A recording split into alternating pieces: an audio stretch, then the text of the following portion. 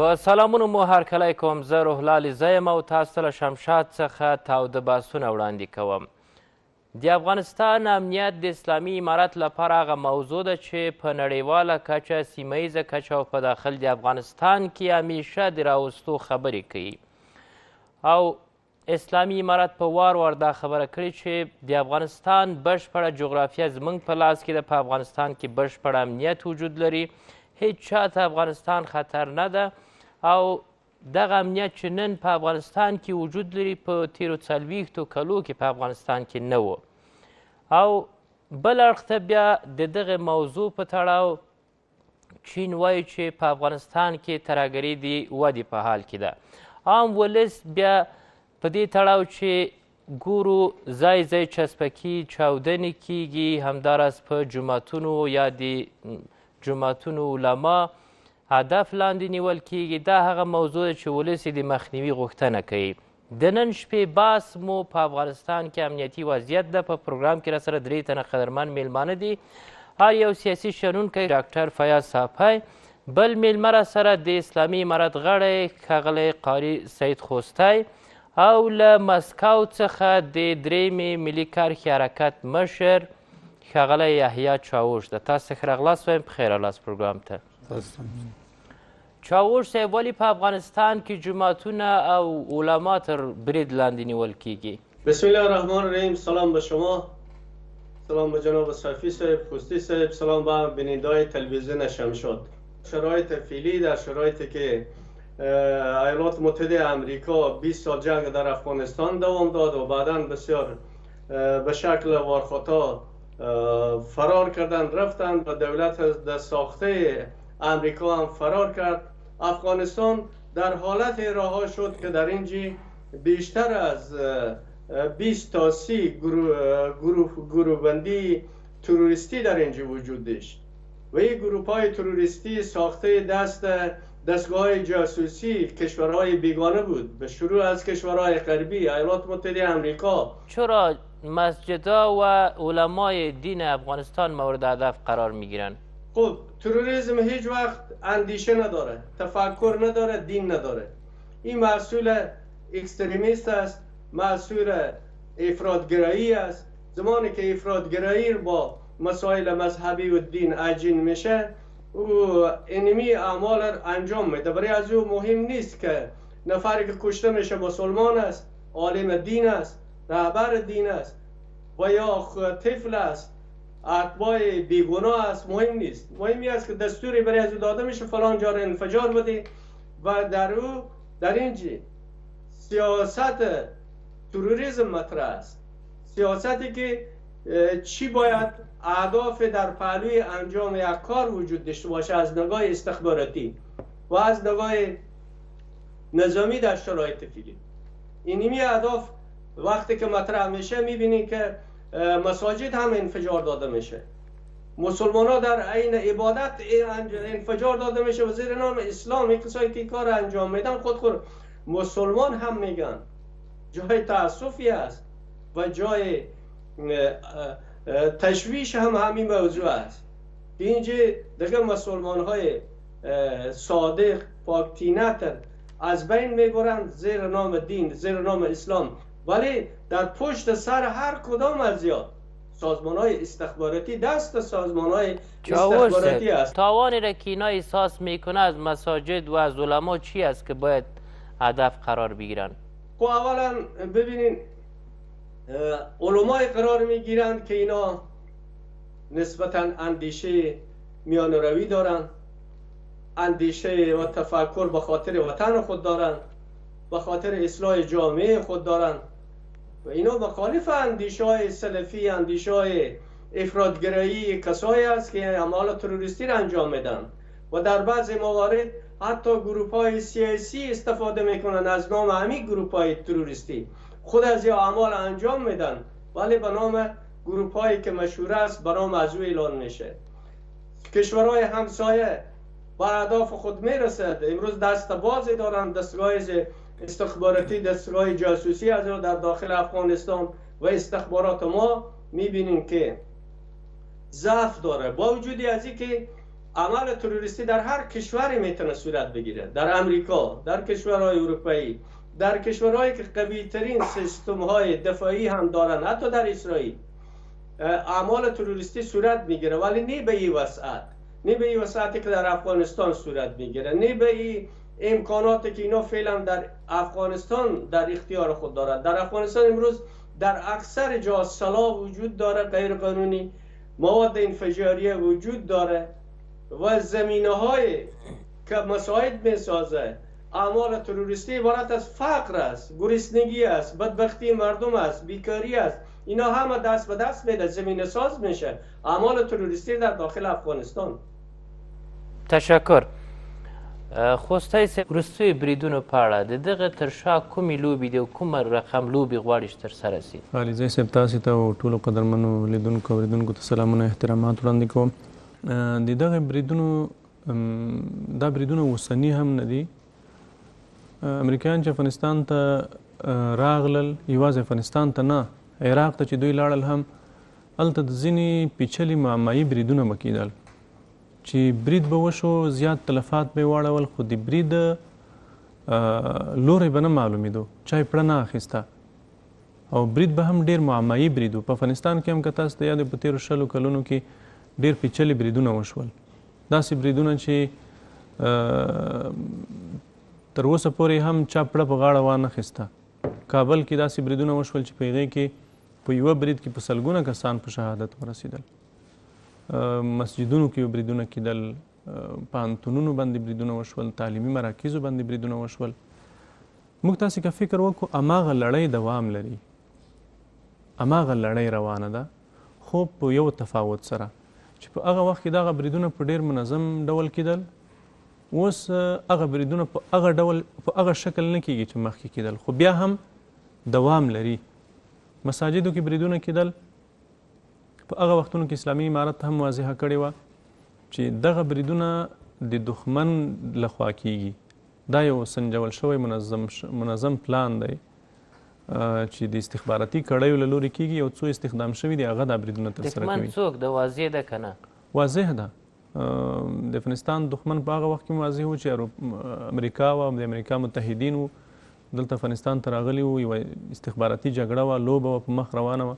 هماغه لوبه اوس هم روانه ده. هغه خلک چې دوی دلته ځای ورکړی و، دلته د دوی ملاتړ ورسره و، د کابل په ښار کې په اطرافو کې هغه کړی چې هغه یې د اسلامي امارت د مجاهدینو د محاصرې نه راخلاص کړل، په هلیکوپټرو کې یې راوړل، دلته یې مېلمستونونو کې ساتل.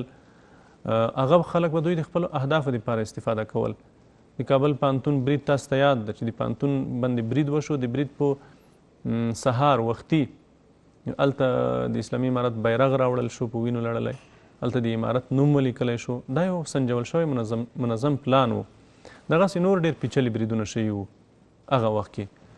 نو که فکر وکړو هماغه خلک چې هغه وخت کې امریکایانو ملاتړ کولو، د کابل ادارې هغه وخت ادارې ملاتړ کولو، هغوی دلته ځایونه ورکړي وو، هغه پاتې شوني دي چې اوس هم دغه ډول بریدونه کوي.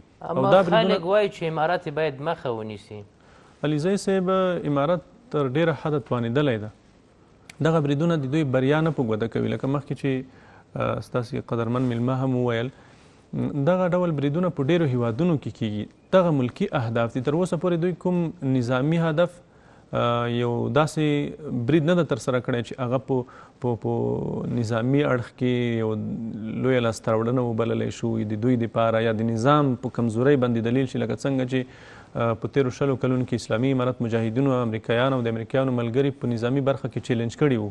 داسې بریدونه، پیچلي بریدونه مجاهدینو کول چې د دوی ټول توان زور یې چیلنج کړی و، او د ټول زور او توان سره هم دوی د هغې بریدونو مخه ونه نیوله. په ارګ باندې برید وشو، د CIA په دفتر برید وشو، په د امریکایانو د خارجیانو په هغه ډېرو محفوظو مراکزو باندې بریدونه ترسره کېدل. تر اوسه پورې دوی په داسې کوم ځای برید نه ده ترسره کړی چې هغه موږ یو مهم هدف وبولو. ملکي اهداف دي. په جومات کې برید کول خو ډېر آسان کار ده. یعنې که چېرته زه ورته فکر وکړو، په جومات کې برید کول خو ګران کار نه ده. په یوه ګڼه ګوڼه کې برید کول ګران کار نه ده. یو دیني عالم شهید کول دا ګران کار نه ده. هغه دیني عالم چې هغه د ولس په منځ کې راڅرګندېږي، د ولس سره تړاو ده، او دا وروستی پیښې چې د انصاري صاحب شهادت واقعا یوه لویه دردونکې پیښه وه. دغسې د شهر ملا صاحب شهادت دردونکې پیښه وه. اوس که چېرته موږ تاسې وګورو دغه پیښې چې دي دا ډېر اسانه اهداف دي، ډېر اسانه اهداف دي. یو عالم دین جماعت ته راځي د لمانځه دپاره د خلکو په منځ کې راڅرګندېږي، د ولس په منځ کې راڅرګندېږي، هغه باندې برید کول یا هغه وژل دا ډېر یو ساده او اسان کار ده. تاسې ولې د جاپان تشویشونه دا دي چې باید دغه بریدونه نه وي، باید مخه یې ونیول سي. هغه تر ډېره حده یې مخه نیول شوې ده. تاسې به د اسلامي امارت د ویان څرګندونې لیدلې وي، هغې تفصیل ورکړی و چې د انصاري صاحب یا نور څومره علما چې شیخ رحیم الله صاحب دوی ته مخکې نه څو وارې خبرداری ورکړل شوی و چې دښمن ځینې کړۍ غواړي چې تاسې ته ضرر ورسوي، تاسې په شهادت ورسوي. څو وارې دوی ته اخطار ورکړل شوی، خبرداری ورکړل شوی و. ولې د موږ دغه علما چې دي دا بله لار نه لري. عالم خو نشي پټېدی که نه، عالم خو د ولس په منځ کې به راڅرګندېږي. همدغه علما دي چې دوی ځواب به دا و، امنیتي مسؤلینو ته به د دوی ځواب دا و چې ښه موږ څه وکړو، موږ په کور کښېنو، موږ پټ شو د خلکو نه. دا خو اوس که چېرته یو امنیتي مقام دی، هغه که چېرته احتیاط کوي خو هغه به د خپل دفتر ته ځي، کور کې د امنیت د لاندې به ژوند کوي، خپل دفتر کې به وي. ولې یو دیني عالم ده، یو دیني عالم هغه نشي د خلکو نه پټېدلی، هغه به خامخا د ولس په منځ کې راڅرګندېږي، هغه به جنازه کوي، هغه به لمونځ کوي، هغه به د جمعې لمونځ کوي، هغه به د خلکو عیدونو اخترونو غم و ښادۍ ته ورځي، هغه نشي پټېدلی. اهداف څه دي دغه ډول بریدونو تر شا؟ د دغه ډول بریدونو اهداف چې دي په عموم کې بیا هم د افغانستان د ثبات د ترقۍ مخنیوی، د افغانستان اوسنی نظام د چیلنجونو سره مخ کول، د افغانستان د اوسني نظام ضعیفول او مشکلات ورته ایجادول. اسلامي امارت به څومره وکولی شي دغه اهداف شنډ کړي؟ تر ډېره حده توانېدلی د اسلامي امارت الحمدلله. په کابل کې تاسې وینئ امنیت ډېر ډاډمن ده، د پخوا په نسبت وضعیت ښه ده، بریدونه کم شوي دي. پخوا به دا د سړک د غاړې مینونه و، نور بریدونه به کېدل، د هغې کچه هم ډېره کمه شوې ده. دغسې په ولایاتو کې دا یو نیم برید چې کېږي، طبعا دلته کار ډېر ژور کار شوی دی، استخباراتو ډېر ژور کار کړی دی د خلکو دپاره، د خلکو د نفوذ دپاره. نو انشاءالله ډېر وخت به نه اخلي چې دا فتنه خنثی شي او ختم شي انشاءالله. څومره یو جدي چیلنج دی اسلامي امارت ته دا ډول پیښې؟ جدي چیلنج نه ده، دا کوم جدي ستونزه هم نه ده تر هغه حده پورې چې نظام دې وګواښوي او یا د نظام ته لوی ګواښ وي. په خپل ذات کې یوه اندېښنه ده، ځکه د دې علماو وژنه، د علماو شهادت دا واقعا یوه ډېر د دشمن ډېر یو نامرده او بزدلانه عمل ده په داسې علماو باندې برید کول. درنو لیدونکو دا ملرو بیرته راګرځو. بیا هم په خیر راست. صفای صاحب، امنیتي وضعیت تاسو د افغانستان څنګه ارزوئ؟ بسم الله الرحمن الرحیم. سر کې تاسې او ټولو درنو هیوادوالو ته سلام او نیکې هیلې. وروسته باید ووایو چې زموږ جغرافیه چې یو لرغونی تاریخ لري، د څو څلوېښتو کالو را په دې خواته زموږ ولس او زموږ خلک د نړۍ ټول ګاونډیان او نړۍ ټوله نه غواړي چې د افغانستان ولس په راحت سره ساه واخلي. همدا دلایل دي چې په ټول دغه موده کې د مختلفو عناوینو لاندې د افغانستان په مظلوم ولس باندې د باروتو اور بلو او دا ولس همیشه په زور باندې د اور لمبو ته کش کېده او سوځول کېده. موږ مسلمانان یو، د ژوند کولو حق لرو، د حق الله را کړی، او هر هغه څوک چې زموږ نه دا ژوند اخلي، خصوصا هغه څوک چې هغوی په عقیدتي لحاظ باندې زموږ پیدایښت او زموږ ژوند او د هغه آخره جنازه هم د علماو په او دا زموږ وارثین دي د دین، دوی وژني بدون د حکم نه، د محاکمو ثلاثه د حکم نه یو افغان یو مسلمان وژل کېږي. دا زموږ قرآن او زموږ دین دا مردود کړي. چسپکي ماینونه د سړک غاړو ته د دې ترڅنګ په جوماتونو برید په دې وروستیو کې علما تر اهداف لاندې راوستل، په دې اړه څه وایاست؟ 20 کلن میراث نه موږ ته راپاتې جنګونه، د هغوی که فوزي شکل یا فیزیکي شکل د بهرنیو توطیو تللی، د سایسي جاسوسانې او د هغوی زیرمې، د هغوی هغه ټول اجنډا چې جوړه شوې ده هغه لا ختمه شوې نه ده. امنیت چا خراب کړی په افغانستان کې اوس؟ هر هغه څوک چې د سولې په نامه او د امنیت په نامه دلته راغلي او دا دونه کلونه صلیبي جنګ وکړلو او زموږ د هیواد وګړي بې ځایه د یو کس په اسم باندې قرباني کړله، دا 20 کاله موږ په وینو کې ولمبولو، دغه د جنګ عاملین دي. دغه فلم او دا سریال او دا ډرامه همدوی جوړه کړې ده. د ولس غوښتنې په دغه برخه کې جدي څه شي دي؟ ولس غوښتنه د خپلو د نړیوالو نه هم شته، د خپل ولس نه هم شته او د شته حکومتونو نه هم شته. د نړیوالو نه دا دي چې د افغانانو نه به تاسې ته هیڅ نوع ضرر نه در رسېږي چې الحمدلله په ټول عمر نه دی رسېدلی، او نه موږ د دې توان لرو. دا یو حقیقت دی. موږ ځپل شوي جنګ وهلي خلک یو. موږ نه د اقتصاد دپاره او نه د پردي د وهلو لپاره دا تاب لرو. بناءً د ولس توقع دا ده چې نړیوال د ملت سره دښمني نه کوي، د ولس سره دښمني نه کوي. که د کومې ډلې سره دښمني لري خو د هغوی سره په میزونو کینی، د هغوی سره یو ځای پیپسیانې خوري او د هغوی سره کاروبار روان کړی دی، نو ولس دې په دې کې نه راچوي. ولس نه د سیاسي بهیره نه اخیستل کېږي، جزیه دې ترې نه اخیستل کېږي، په ګرو کې د ولس او په قوالو کې دې نه اچول کېږي. کله چې نړیوال په دې برخه کې ګرمي، دغسې پیښې کې په نړیواله سطحه نړیوال ادرسونه خپل غم شریکي ښیي. دا خو د دنیا د نړۍ سیاست دی. 20 کالو کې تاسې ولیدل چې موږ به نړیوالو په سر ایشتلو خو پټۍ به یې راته په پښه کېښودله. موږ به نړیوالو عزت به یې زموږ لوټولو خو د عزتدارۍ چغې به یې وهلې. نړیوالو اصل دا راوړی غم هم دا ویر او جړا چې زه نن پکې جاړم، زما خور مور کوچنی دا ټول چې جاړي دا د نړیوالو دا یو سریال دی.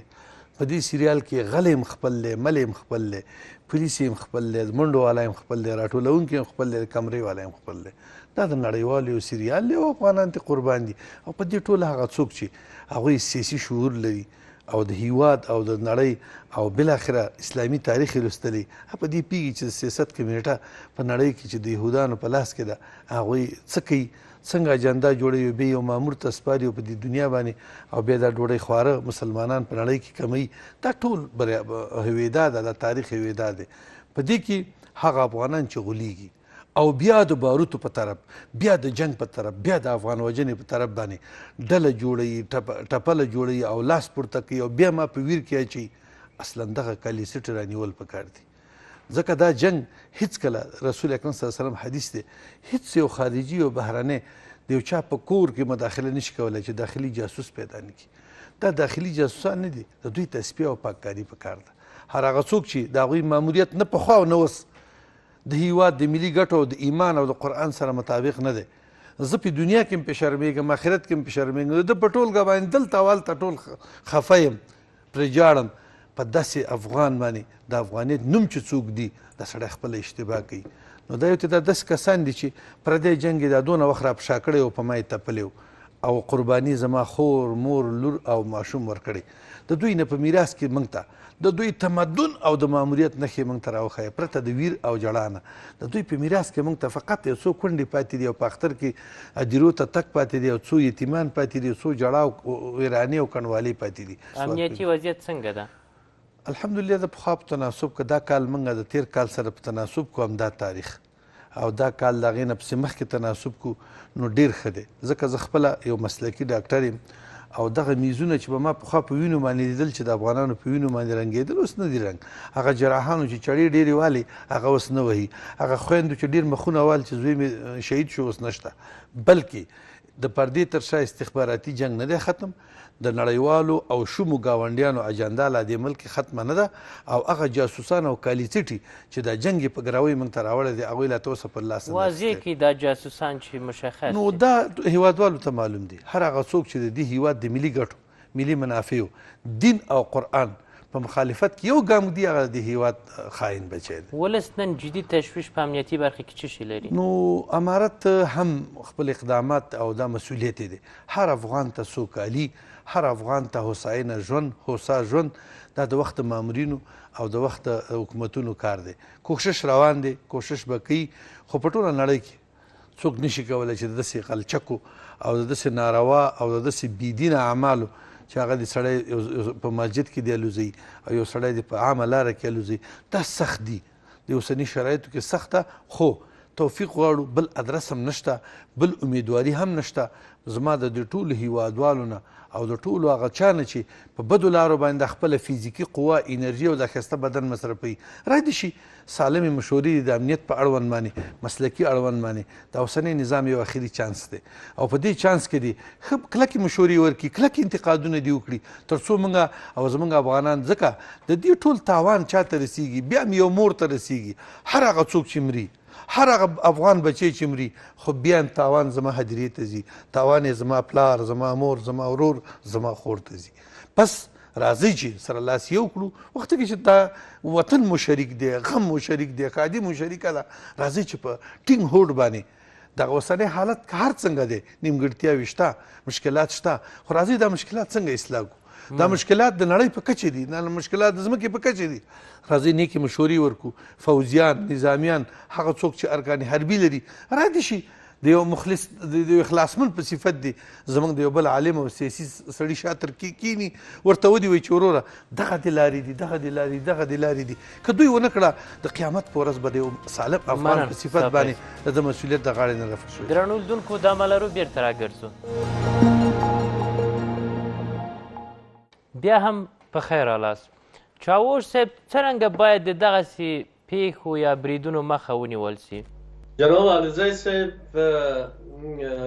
فقط میتونین از نگاه مسلکی، استخباراتی و نظامی مسئله را تحت کنترل بگیرین. امروز ضعف‌های وجود داره، ضعف‌های تکنیکی وجود داره، ضعف‌های کمبود وسایل امنیتی وجود داره. امروز در هیچ وزارت ما، در هیچ جایی که خطر تروریسم وجود دیده میشه، دروازه‌های امنیتی نیست، کامرای امنیتی نیست. هر انفجاری که صورت میگیره، حتی افراد مسلکی که باید تشخیص بده که در همین انفجاری که صورت گرفت کدام مواد انفجاری در استفاده شد، سایه تخریب چقدر بود.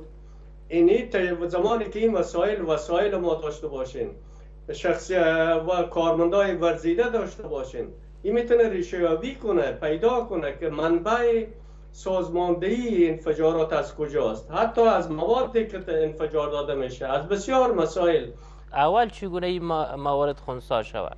کدام مسائل باید جدی پیگیری شود؟ تدابیر، بله مطلب بسیار دقیق و جدی شما اشاره کردین. تدابیر ابتدایی اولی باید کشف ارگان‌های مختلف امنیتی به شمول امنیت ملی، اطلاعات خود باید انکشاف بدن، توصیه بدن، از افراد مسلکی با تجربه در این رابطه استفاده کنن و جذب کنن افراد تحصیل کرده در بخش کشف و استخبارات تا مسائل کشفی بیشتر قوی شه. یکی مسائل دفاعی است که او آنی و لحظه‌ای است که یک افراد مسلح دم دروازه استاده است، امنیت میگیره، ایجادا مسئله. ولی که از خارج یا از داخل سازمان‌هایی که شروع میکنن برای شروع یا پلان یک کار، پلان یک انفجار، پلان یک هدف انسانی یا هدف اقتصادی یا هدف نظامی که میخوان انفجار بدن، این باید اطلاعات قبلی کشفی قوی وجود داشته باشد تا ریشه یابی کنه و اطلاعات باید سطح کشف باید قوی باشه در یک کشور، در یک مملکت، در افغانستان که جلوگیری کنه از این مسائل قبل از انفجار، قبل از اینکه یک تروریست میخواهد دست به عمل تروریستی بزنه، او باید خنثی شه که این کار در شرایط فعلی بسیار کم صورت گرفته، بسیار محدود صورت گرفته. اگه صورت هم گرفته او هم بسیار با حالت تصادفی بوده. امارت اسلامی در بخش امنیت مشکلاتی که داره چی است؟ مشکلات از در شرایط فعلی کارمندای مسلکی هم در کشف جرایم و هم در بخش امنیت و اطلاعات، هم اطلاعات داخلی و هم اطلاعات خارجی، اینا بسیار ضعف‌های علنی وجود داره و دیده میشه از افراد مسلکی. اگر همین لحظه من حیث یک فرد مسلکی در داخل افغانستان من این مسئله را در ادارات بررسی کنم، مشخص چی در وزارت داخله چی در وزارت امنیت ملی من 10 فکت برای ازیا به کف دست ازیا میگذارم که این اضافه یک هیئت ضرور است بررسی میکنه، از نقطه اول تا آخر مسائل برایشان وانمود میکنه و فعلا توجه در این بخشا صورت نگرفته نمیگیره و وسایل کنترل امنیتی، کنترل محافل، کنترل مساجد، کنترل گردهمایی ها، این وسایل در اختیار ندارن اینا به شکل مدرن از او، به شکل اصلی از او، به شکلی که امروز در جهان اطراف و در کشورهای همسایه ما مروج است وجود داره. ضعف‌ها وجود داره و نیم ضعف هاست که زمینه ساز میشه و یا که زمینه ها را آماده میسازه برای گروپ هایی که میخوان اعمال تروریستی رو با دست باز انجام بدن. امارت اسلامی بارها گفته که افغانستان تازه از جنگ برآمده، این مثلا مین چسبکی یا بعضی حادثات که صورت میگیره در تمام دنیا است، حتی در خود امریکا، انگلستان و امثالش. پس در افغانستان ما بی کامیابی ماست که ما توانستیم جلوش بگیریم. و یکی است که ما با قنده الاخیر میشینین و بر افتخارات لمیده و همیتو ملت هر روز قربانی میده. یکی گپ است که باید بشنون حرفای متخصصینه، حرفای شخصیت‌های ملی، کسایی که در این بخشا تحصیل کردن، کسایی که در این بخشا تجربه دارن، کسایی که در گذشته از اعمال تروریستی جلوگیری کردن، کسایی که تروریستا را در گذشته از پاکستان و مراکز از او و از ایران و مراکز از او از روزی که سازماندهی میشد تا داخل افغانستان قدم میگذاشت تعقیب میکردن و در داخل افغانستان خنثی میکردن. این شخصیت های ما کم ندارن در داخل افغانستان. تعصب باید وجود نداشته باشه، از یا باید به شکل وسیع دعوت شه، کار گرفته شه تا از این جلوگیری شه، از خونریزی جلوگیری شه، از قتل یک افغان جلوگیری شه، از قتل یک مسلمان جلوگیری شه، از طریق تخریب یک اماکن اقتصادی، اماکن مقدسه دینی ما و شما جلوگیری شه.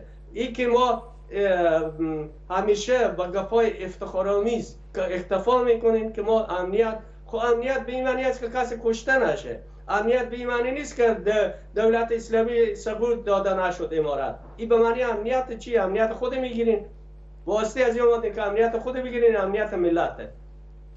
واسطه از این اومدین که چرخ دولت به چرخ بیفته یا چرخ شما به چرخ بیفته. اینی گپار ما واضح پوسکنده میگه، وقتی پوسکنده میگه بعد هیچ دوستی نیاید.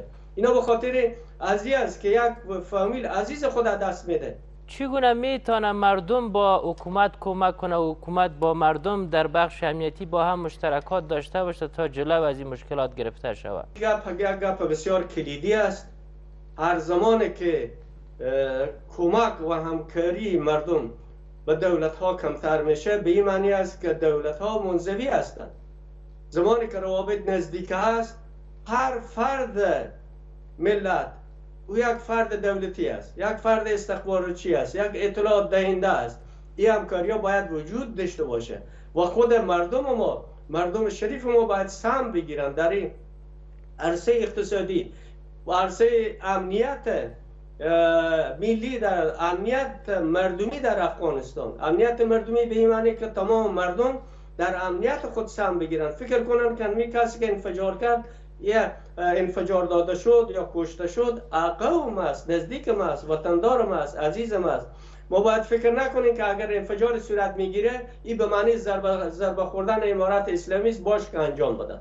یک همه فکر بسیار خائنانه است هر کس که این افکار داره و باید ملت و مردم و باید خود ادارات دولتی هم زمینا رو مساعد بسازند برای از این کار. مننه کوم. درنو لیدونکو دا ملرو بیرته راګرځو. بیا هم پخیر لاس. خوستی صاحب اسلامي امارت انتقاد دا و چې باید کادرونو ته ځای ورکړي، مسلکي کادرونه په امنیتي برخه کې. دغه موضوع ته څومره پام شوی؟ کوم کادرونه چې په هیواد کې دننه دي هغه که د تیر نظام مسلکي خلک دي هم ټول په اسلامي امارت سره په خدمت بوخت دي په ټولو وزارتونو کې، خصوصا په امنیتي وزارتونو کې، وزارت داخله او دفاع او استخباراتو کې. دوی څومره مسلکي خلک چې دي هغه یې راغوښتي دي او هغه په کار مصروف دي. زه نه پوهېږم چې د کومو مسلکي کدرونو غوښتنه کیږي. حتی اسلامي امارت هغه خلک چې هغه پیلوټان چې د افغانستان نه وتلي وو هغوی ته یې بلنې ورکړې. اوس هم د افغان شخصیتونو د راستنېدو کمیسیون په دې زیار کوشش لګیا دی چې څومره مسلکي خلک د افغانستان نه وتلي دي هغه بیرته راستانه کړي، د ټولو سره کوشش کېږي د هغوی سره رابطه وشي، هغوی بیرته خپل هیواد ته راشي. نو د نظام هم دومره مسؤلیت ده چې هم د وزارت او د ریاست دروازه درته خلاصه ده او هم هلته کمیسیون ځانګړی کمیسیون دی هم دې دپاره جوړ شوی. تیر ځواکونه اوسني ځواکونه په ګډه کار کوي؟ بالکل. د تیرې ادارې چې کوم مسلکي خلک دي د ځواکونو په منځ کې مسلکي کسان چې دي هغه اوس هم استخدام شوي دي. پیلوټان د دفاع وزارت تاسې به خبرونه ګورئ، دفاع وزارت مسلکي خلک راستنولو کوشش یې کوي، راستانه یې کړه. همداسې داخله وزارت، همداسې نورې برخې کوم مسلکي خلک چې په امنیتي ارګانونو کې وو هغه استخدام شوي هم دي، استخدامیږي هم، که هڅه روانه ده. هغه خلاب یا ضعف نقطې چې وجود لري باید اسلامي امارات به ورته متوجه وي. دغه استخباراتي لوبه چې روانه ده د دې پیچلی اړخ دا ده چې په دې کې استهداف ډېر کمزوری وي، یعنې د هغې مخنیوی هم یو څه ستونزمن وي او دا کار هم داسې نامردانه غوندې کار ده. ولسي خلک هدف ګرځول، د ولس ټونس ډوله موټر د په هغې کې ماین کې خپل هغې ته انفجار ورکول، دا ګورې ډېر ساده کار ده. همداسې په ولسي غونډه برید کول، په جومات برید کول، دا د دې جګړې یو ډېر شني اړخ هم ده او ډېر داسې اړخ دی چې هم یې خواشینونکی ده او هم په بل لحاظ د دشمن په کمزورۍ هم دلیل ده چې دشمن نشي کولی چې هغه مهم اهداف چې دوی غواړي هغه ترلاسه کړي، کمزورو اهدافو ته توجه کوي. بله ستونزه دا ده چې دلته په افغانستان کې د اوسنۍ چې کوم وضعیت ده، په افغانستان کې د نظام په خلاف چې څوک چا وسله راخیستې ده یا څوک د نظام په خلاف بغاوت کوي، دا دوه ډوله خلک دي. یو ډول خلک چې دی هغه د تیر نظام هغه خلک دي چې هغه د هیواده تښتېدلي دي، دلته دی یو څو کسانو نه په استفادې غواړي چې اسلامي امارت ته تشویشونه ایجاد کړي، ولس ته تشویشونه ایجاد کړي. دوی په دې باور لري چې په افغانستان کې دوی یعنې هغه څه چې دوی په خوله وایي هغه نشي ترلاسه کولی، چې دلته یا دوی په قدرت کې برخه وال شي یا د افغانستان په سیاست کې دوی ته ونډه ورکړل شي. دا ممکنه نه ده، محاله ده. هغه خلک چې په تېرو 20 کلونو کې د امریکایانو ملګري پاتې شوي دي هغوی ته په راتلونکي کې په سیاست کې برخه نه ورکول کېږي. دوی څه غواړي؟ د دوی غوښتنه دا ده دوی دلته سرمایې دي، دوی دلته جایدادونه دي. صراحتاً په صریحو ټکو د اسلامي امارت نه غوښتنه لري چې موږ سرمایې دي محفوظ شي، موږ جنګ نه کوو. دا د دوی غوښتنه ده. دوی هم حتی دا نه غواړي چې موږ ته د افغانستان په سیاست کې برخه راکړي. اسلامي امارت د دوی سرمایې ساتي یا محفوظوي؟ نو دا ګورئ، دا هم بیا د اسلامي امارت هغه شیان، هغه سرمایې، هغه جایدادونه چې د خلکو په افغانستان کې وو درلودلې اوس هم شته، اسلامي امارت هم دا حق ځان ته نه ورکوي چې د هغې په اړه فیصله وکوي، ځکه هغه د ملت مال ده، هغه بیت المال ده. دې خلکو چې څومره جایدادونه سرمایې جوړې کړي دي ما ته هم معلومې دي، تا ته هم معلومې دي چې د ملت د سرمایې نه جوړې کړي، د ملت د بیت المال یې چور کړی ده. په دې اړه یو خپلواکه مستقله محکمه یا ولس پرېکړه کولی شي. اسلامي امارت دا پرېکړه نشي کولی چې یو چا ته امتیاز ورکړي چې راشه ته جنګ مه کوه، ستا هغه سرمایه میلیاردونه سرمایه چې دلته دغه به تا ته موږ بېرته درکړو، محفوظه به شي. دا نشي کولی اسلامي امارت. دا خو د چین یا د نورو هیوادونو خپل تشویشونه دي، ولې اسلامي امارت دوی ته په وار ډاډ هم ورکړی ده او بیا هم دوی ته ډاډ ورکوي چې اسلامي امارت د خپل د ځمکني حریم تضمین کوي د نورو هیوادونو په وړاندې، لکه څنګه چې اسلامي امارت د نورو نه غواړي داسې اسلامي امارت هم تضمین کوي چې د دوی خاوره به د چا په ضد نه کارول کیږي. او په هغه کچه چې دوی تشویش لري هغه واقعیتونه نه دي. نو دا چې ولې دوی دومره په لوړه کچه تشویش لري هغه په دوی پورې اړه لري. خو تاسې ته معلومه ده چې په افغانستان کې دغه امنیتي مسایل په دومره کچه نه دي چې کوم ګاونډی دې وګواښي یا د کوم ګاونډي امنیت ته ګواښ پېښ کړي. حتی دا داسې ګواښونه دي چې نظام ته ګواښ نه ده، خو په ولسي خلکو، په عامو خلکو بریدونه دي. دا دومره لوړ تشویش نه ده چې نظام دې وګواښي یا د کوم ګاونډی وګواښي. په عامو خلکو بریدونه کول، او زه ډاډ ورکوم چې تر ډېره حده د بریدونو مخه نیول شوې هم ده. دغه په انصاري شیخ صاحب باندې الله د شهادت قبول کړي، هغې باندې چې برید شوی دی، د هغې د برید طراحان اسلامي امارت 2 ورځې مخکې وژلي وو.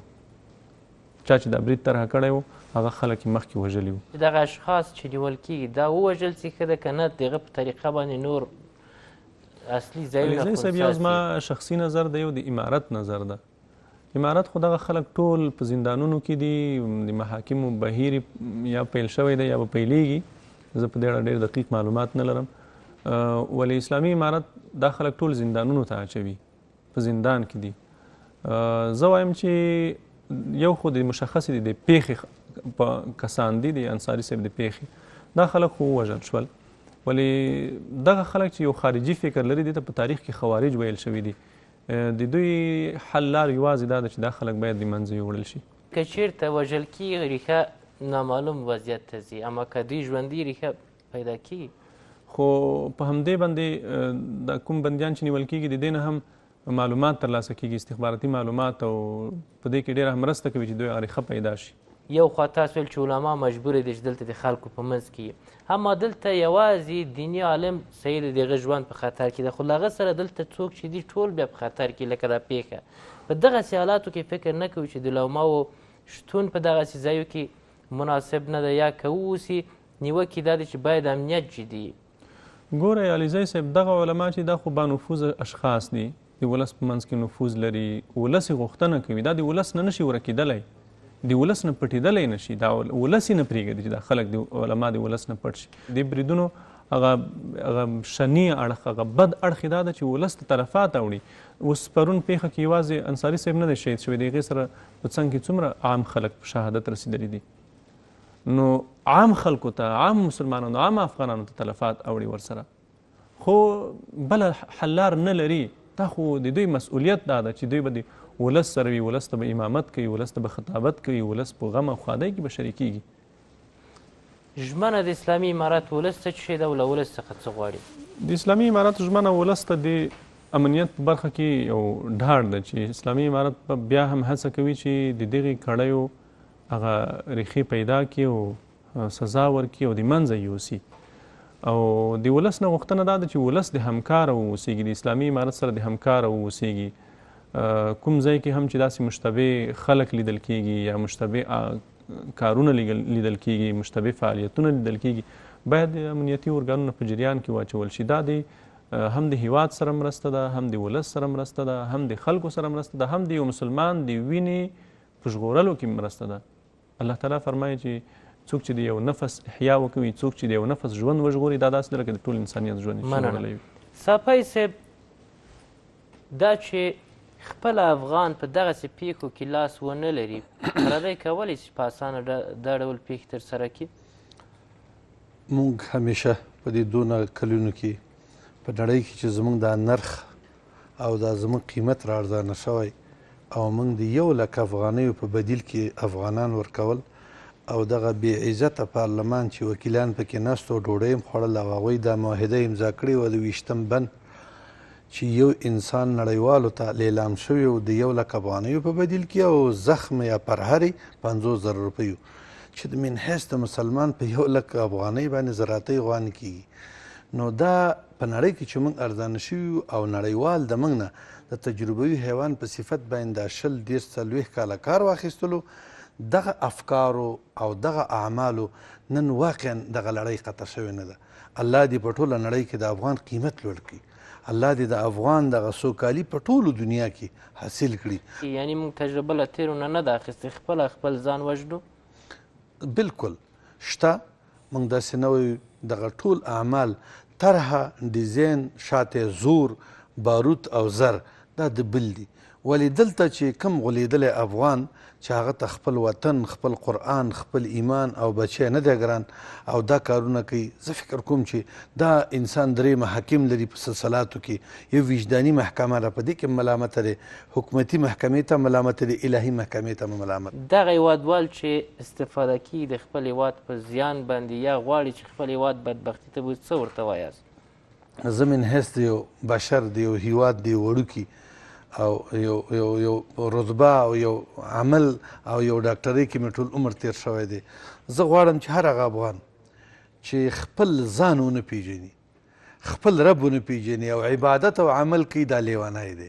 د ده په خاطر باندې ځان دې وپیژني چې زه الله د څه دپاره پیدا کړی، او بیا چې کوم د بل په دستور او د پردیو د ګټو دپاره استعمالیږي، زه فکر کوم چې دنیا او آخرت یې دواړه برباد دي.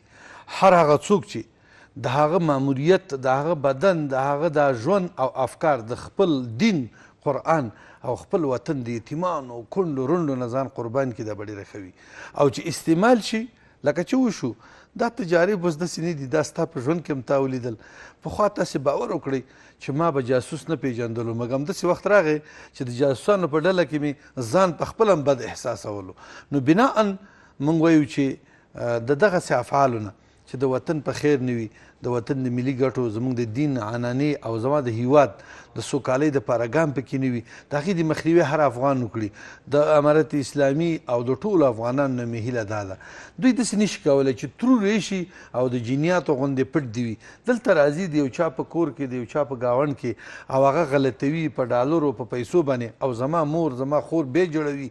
زه هم دغه افغان نور راپاڅېږي د خپل اوس فعلي نظام سره دي دا یوه همکاري وکړي، اطلاع دې ورکړي او د دې غمونه دې مخ ونیسي. دا به ډېره ښه وي. مننه صفی صاحب له تاسو. خوستی صاحب او چاور صاحب درنو لیدونکو، تاوده بحثونه پر همدې ځای پای ته رسیږي. تر راتلونکي پورې مو په الله سپارم.